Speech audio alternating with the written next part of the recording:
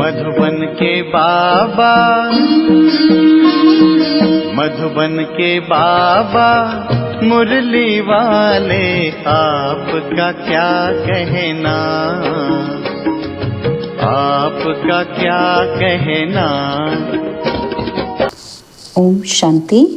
आज 21 दिसंबर 2024 के साकार मधुर महावाक्य हैं।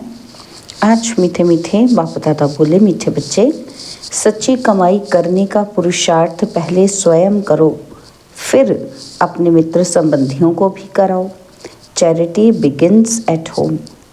बाबा ने कहा, मीठे बच्चे, सच्ची कमाई करने का पुरुषार्थ पहले स्वयं करो, फिर अपने मित्र संबंधियों को भी कराओ। Charity begins at home. Baba ने आज प्रश्न पूछा कि सुख अथवा चैन प्राप्त करने की विधि क्या है। तो उत्तर में बाबा ने कहा, पवित्रता।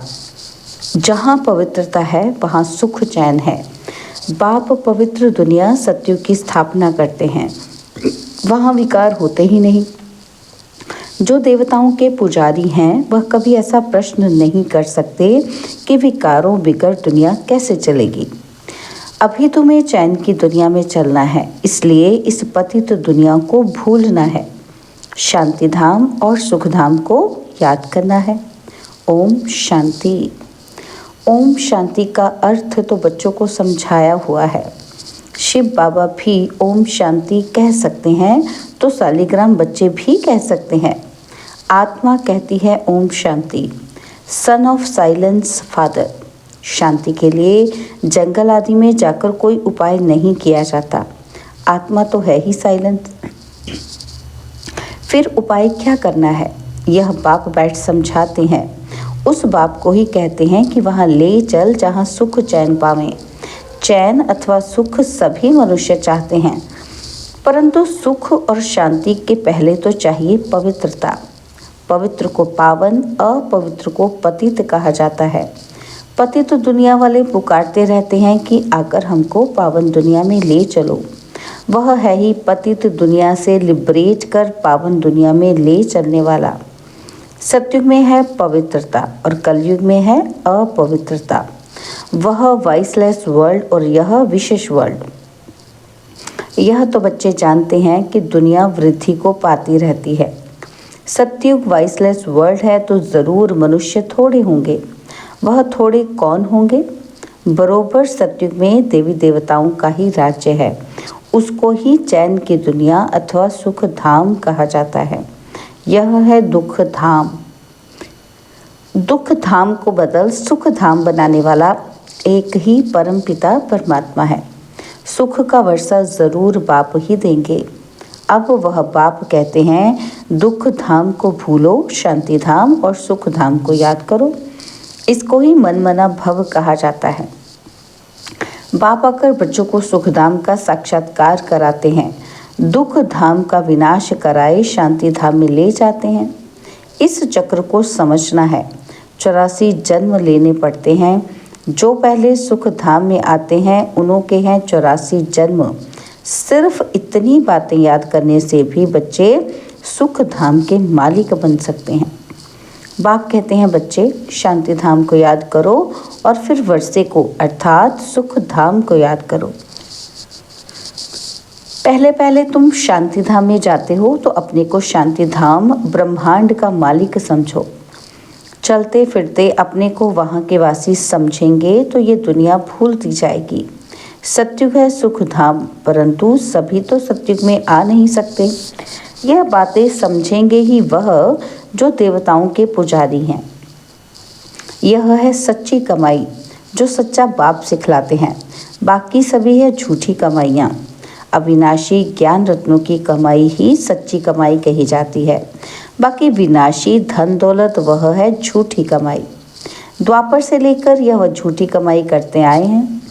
इस अविनाशी सच्ची कमाई की प्रारब्ध सतयुग से शुरू हो त्रेता में पूरी होती है, अर्थात आधा कल्प भोगते हो, और फिर बाद में झूठी कमाई शुरू होती है जिससे आधा यानी कि अल्पकाल क्षण भंगुर सुख मिलता है।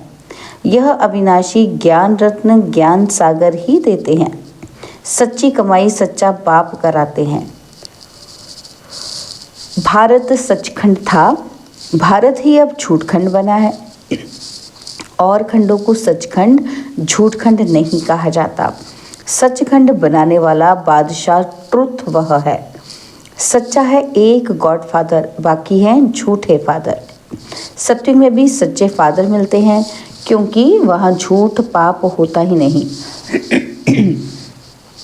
यह है ही पाप आत्माओं की दुनिया और वह है पुण्य आत्माओं की दुनिया। तो अब इस सच्ची कमाई के लिए कितना पुरुषार्थ करना चाहिए। जिन्होंने कल्प पहले कमाई की है वही करेंगे। पहले खुद सच्ची कमाई कर फिर पियर और ससुर घर को यही सच्ची कमाई करानी है। Charity begins at home. सर्वव्यापी के ज्ञान वाले भक्ति कर नहीं सकते। जब सभी भगवान के रूप हैं फिर भक्ति किसकी करते हैं? तो इसी दुबन से निकालने में मेहनत करनी पड़ती है। सन्यासी लोग चैरिटी बिगिन्स एट होम क्या करेंगे? पहले तो वह घर बार का समाचार सुनाते ही नहीं हैं। बोलो क्यों नहीं सुनाते हो? मालूम तो पड़ना चाहिए ना। तो बतलाने में क्या है कि फलाने घर के थे फिर सन्यास धारण किया। तुमसे पूछो तो तुम झट बतला सकते हो। सन्यासियों के फॉलोअर्स तो बहुत हैं। वह फिर अगर बैठ कहें कि भगवान एक है तो सभी उनसे पूछेंगे तुमको किसने ये ज्ञान सुनाया। कहे बीके ने तो सारा उनका धंधा ही खलास हो जाए। ऐसे कौन अपनी इज्जत गवाएगा? फिर कोई खाना भी ना दे। इसलिए सन्यासियों के लिए तो बहुत मुश्किल है। पहले तो अपने मित्र संबंधियों आदि को ज्ञान दे सच्ची कमाई करानी पड़े, जिससे वे 21 जन्म सुख पावे। बात है बहुत सहज, परंतु ड्रामा में इतने शास्त्र मंदिर आदि बनाने की भी नूंद है। पतित दुनिया में रहने वाले कहते हैं अब पावन दुनिया में ले चलो। सत्य को 5000 वर्ष हुए, उन्होंने तो कलयुग की आयु ही लाखों वर्ष कह दी है। तो फिर मनुष्य कैसे समझें कि सुख धाम कहाँ है, कब होगा? वह तो कहते हैं महाप्रलय होती है तब फिर सत्युग होता है। तो पहले पहले श्री कृष्ण अंगूठा चूसता सागर में पीपल के पत्ते पर आता है। अब कहाँ की बात कहाँ ले गए हैं। अब बाप कहते हैं ब्रह्मा द्वारा मैं सभी वेदों शास्त्रों का सार सुनाता हूँ, इसलिए विष्णु की नाभि कमल से ब्रह्मा दिखाते हैं और फिर हाथ में शास्त्र दे दिए हैं। अब ब्रह्मा तो ज़रूर यहाँ होगा। सूक्ष्म वतन में तो शास्त्र नहीं होंगे ना। ब्रह्मा यहाँ होना चाहिए। विष्णु लक्ष्मी नारायण के रूप भी तो यहाँ होते हैं। ब्रह्मा ही सो विष्णु बनता है और फिर विष्णु सो ब्रह्मा बनता है। अब ब्रह्मा से विष्णु निकलता है या विष्णु से ब्रह्मा निकलता, ये सब समझने की बातें हैं। परंतु इन बातों को समझेंगे वह जो अच्छी रीति पढ़ेंगे। बाप कहते हैं जब तक तुम्हारा शरीर छूटे तब तक समझते ही रहेंगे। तुम बिल्कुल ही 100% बेसमझ कंगाल बन पड़े हो। तुम ही समझदार देवी देवता थे, अब फिर से तुम देवी देवता बन रहे हो। मनुष्य तो बना ना सके। तुम सो देवता थे, फिर 84 जन्म लेते लेते एकदम कलाहीन हो गए हो। तुम सुखधाम में बहुत चैन में थे, अब बेचैन हो। तुम 84 जन्मों का हिसाब बता सकते हो। इस्लामी, बौद्धी, सिख, ईसाई, मठ पंथ सब कितना जन्म लेंगे, यह हिसाब निकालना तो सहज है। स्वर्ग के मालिक तो भारतवासी ही बनेंगे। सैपलिंग लगती है ना, यह है समझानी। खुद समझ जाए तो फिर पहले पहले अपने माता पिता भाई बहनों को ज्ञान देना पड़े। ग्रस्त व्यवहार में रहते कमल फूल समान रहना है। Charity begins at home. पियर घर ससुर घर को नॉलेज सुनानी पड़े। धंधे में भी पहले अपने भाइयों को ही भागीदार बनाते हैं। यहाँ भी ऐसे हैं। गायन भी है कि कन्या वह जो पियर और ससुर घर का उद्धार करे। अपवित्र उद्धार कर नहीं सकते, तब फिर कौन सी कन्या? यह ब्रह्मा की कन्या, ब्रह्मा कुमारी है ना, तो यहाँ अधर कन्या, कुंवारी कन्या का मंदिर भी बना हुआ है ना। तो यहाँ तुम्हारे यादगार बने हुए हैं। हम फिर से आए हैं भारत को स्वर्ग बनाने के लिए। यह देलवाड़ा मंदिर बिल्कुल एक्यूरेट है। ऊपर में स्वर्ग दिखाया है। स्वर्ग है तो यहाँ ही। राजयोग की तपस्या भी यहाँ ही होती है। जिनों का मंदिर है उनको ये जानना तो चाहिए ना। अब अंदर जगत पिता, जगत अम्बा, आदि देव, आदि देवी बैठे हैं। अच्छा, आदिदेव किसका बच्चा है? शिव बाबा का।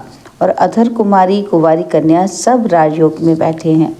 बाप कहते हैं मन मना भव, तो तुम वैकुंठ के मालिक बनोगे। मुक्ति, जीवन मुक्ति धाम को याद करो। तुम्हारा यह संन्यास है। जैनी लोगों का संन्यास कितना डिफ़िकल्ट है। बाल आदि निकालने की कितनी कड़ी रस्म है। यहाँ तो है ही सहज राजयोग। यह है भी प्रवृत्ति मार्ग का। यह ड्रामा में नूंद है। कोई जैन मुनि ने बैठ अपना नया धर्म स्थापन किया, परंतु उसको आदि सनातन देवी देवता धर्म तो नहीं कहेंगे ना। वह तो अब प्रायलोप है। कोई ने जैन धर्म चलाया और चल पड़ा। यह भी ड्रामा में है। आदि देव को पिता और जगत अम्बा को माता कहेंगे। यह तो सब जानते हैं कि आदि देव ब्रह्मा है। आदम बीबी, एडम ईव भी कहते हैं। क्रिश्चियन लोगों को थोड़ी पता है कि ये एडम ईव अब तपस्या कर रहे हैं। मनुष्य सृष्टि के सिजरे के यह हेड है। यह राज भी बाप बैठ समझाते हैं। इतने मंदिर शिव के व लक्ष्मी नारायण के बने हैं तो उनकी बायोग्राफी को जानना चाहिए ना। तो यह भी ज्ञान सागर बाप ही बैठ समझाते हैं। परमपिता परमात्मा को ही नॉलेजफुल, ज्ञान का सागर, आनंद का सागर कहा जाता है। यह परमात्मा की महिमा कोई साधु संत आदि नहीं जानते। वह तो कह देते परमात्मा सर्वव्यापी है, फिर महिमा किसकी करें। परमात्मा को न जानने के कारण ही फिर अपने को शिवोहम कह देते हैं। नहीं तो परमात्मा की महिमा कितनी बड़ी है। वह तो मनुष्य सृष्टि का बीज रूप है। मुसलमान लोग भी कहते हैं कि हमको खुदा ने पैदा किया, तो हम रचना ठहरे। रचना को वर्षा नहीं दे सकते। क्रिश्चियन को क्रिएटर से वर्षा मिलता है, इस बात को कोई भी नहीं समझते। वह बीज रूप सत्य है, चैतन्य है। सृष्टि के आदि मध्य अंत का उनको ज्ञान है।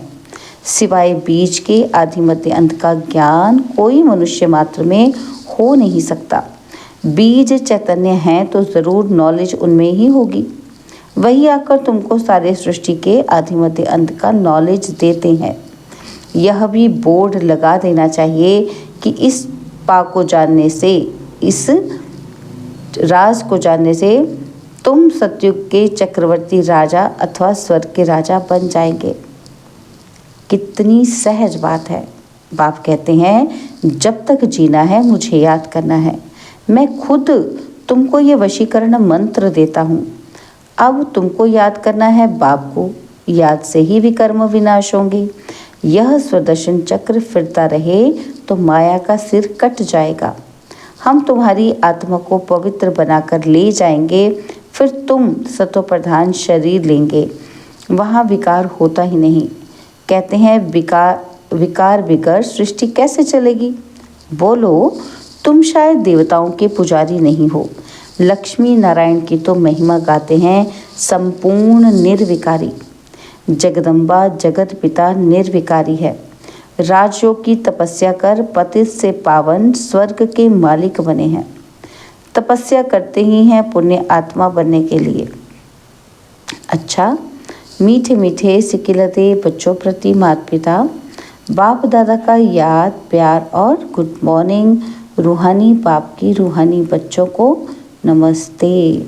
हम रूहानी बच्चों की रूहानी बाप दादाजी को दिलवा चांद सिकवा प्रेम से नमस्ते। ओम शांति। प्यारे बाबा, मीठे बाबा, मेरे बाबा, शुक्रिया बाबा, शुक्रिया बाबा, शुक्रिया। धारणा के लिए मुख्य सार है। पहला पॉइंट है, इस पुरानी दुनिया को बुद्धि से भुलाने के लिए चलते फिरते अपने को शांति धाम का वासी समझना है। शांति धाम और सुख धाम को याद कर सच्ची कमाई करनी है और दूसरों को भी करानी है।